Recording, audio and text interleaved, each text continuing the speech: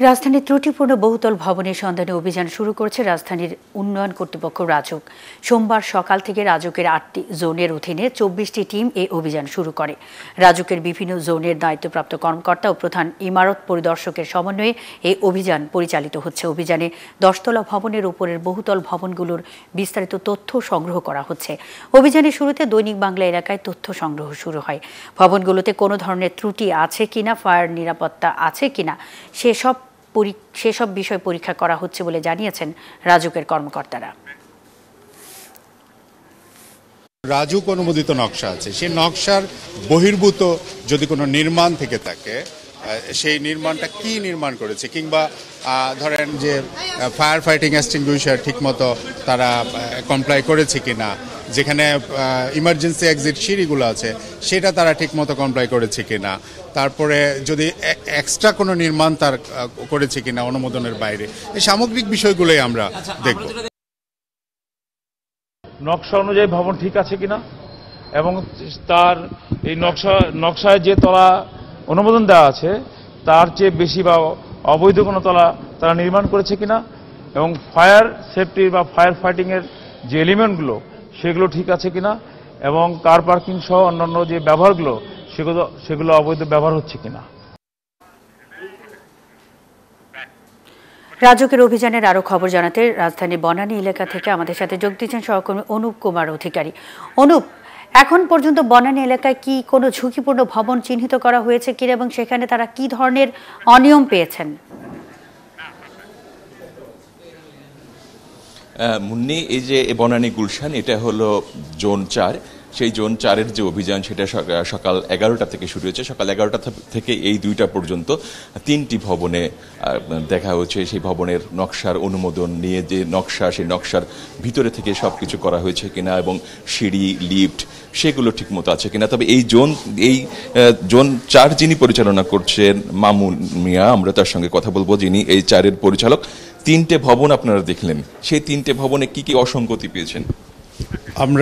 আপনারা দেখেছেন যে ইতিমধ্যে আমরা ৩টা ভবন পরিদর্শন করেছি।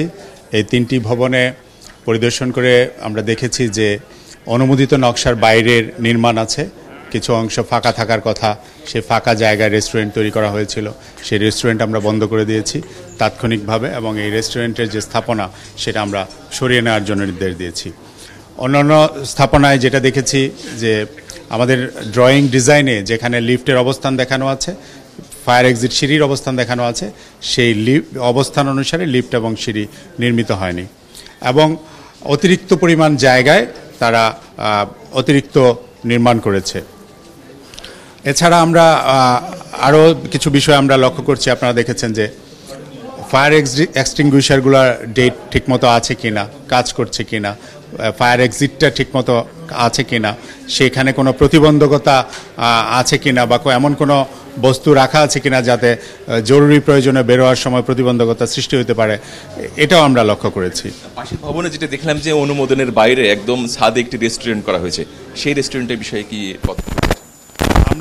যখন আমরা ভবনে প্রবেশ করি, ওই ভবন মালিকের কাছে সেই ভবনের অনুমোদিত নকশা চাই, এবং ওনারা যে নকশাটি আমাদের কাছে প্রথমে দাখিল করেছেন সেই নকশা অনুসারে ভবনটি 12তলা অনুমোদিত, এবং সেই 12তলার উপরে অতিরিক্ত অংশে সেখানে একটি রেস্টুরেন্ট পরিচালনা করা হচ্ছে, এবং এই যে ওখানকার যে ছাদে ওঠার সিঁড়িটা, সেটাও যেভাবে থাকার কথা সেভাবে ছিল না, বরঞ্চ সেটা একটা রড নির্মিত সিঁড়ি ছিল, যেটা আমাদের প্ল্যান অনুমোদনের সাথে সামঞ্জস্যপূর্ণ নয়।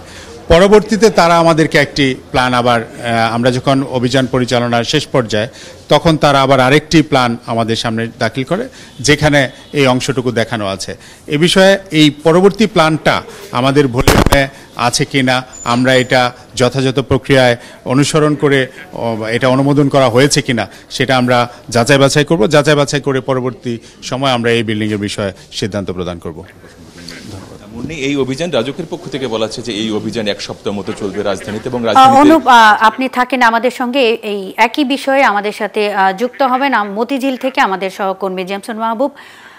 জেমসন, আপনি মতিঝিলে কতটি ভবনে এখন পর্যন্ত অভিযান চালানো দেখেছেন? কোন কোন ভবনে তারা কি ধরনের ত্রুটি পেয়েছেন?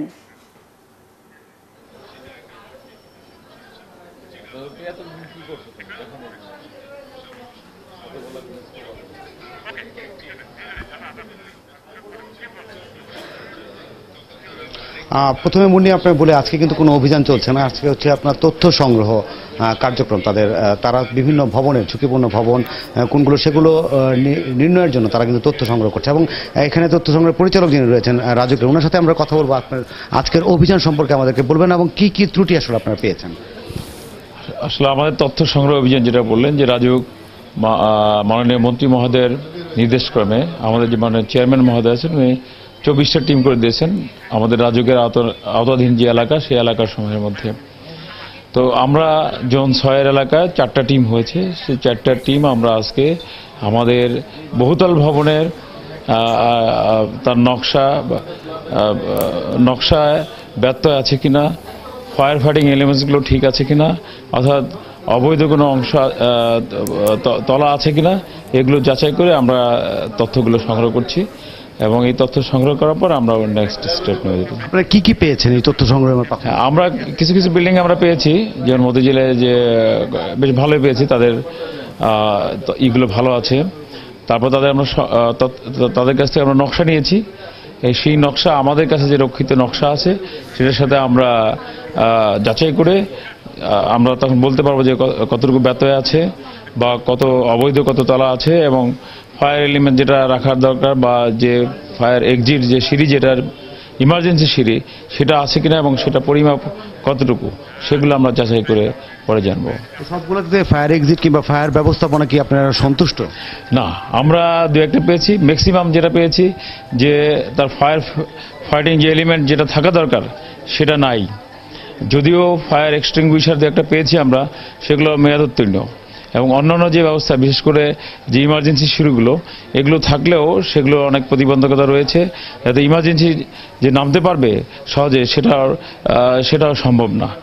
এই তথ্যগুলো আমরা সংগ্রহ করছি। ধন্যবাদ। মুন্নি, আপনি জানেন যে আজকে তারা তথ্য সংগ্রহ করছে এবং আগামী 15 দিনের মধ্যে সেই তথ্য তারা জমা দেবে এবং তার আলোকেই তার পরবর্তী ব্যবস্থা নেওয়া হবে এবং ব্যবস্থা নেবেন রাজুক। জেমসন, আমরা শুনছিলাম সেই কথাগুলো, আপনি খোঁজখবর রাখতে থাকেন। এই বিষয়ে আরও জানতে আমরা আবারও আপনার কাছে ফিরবো।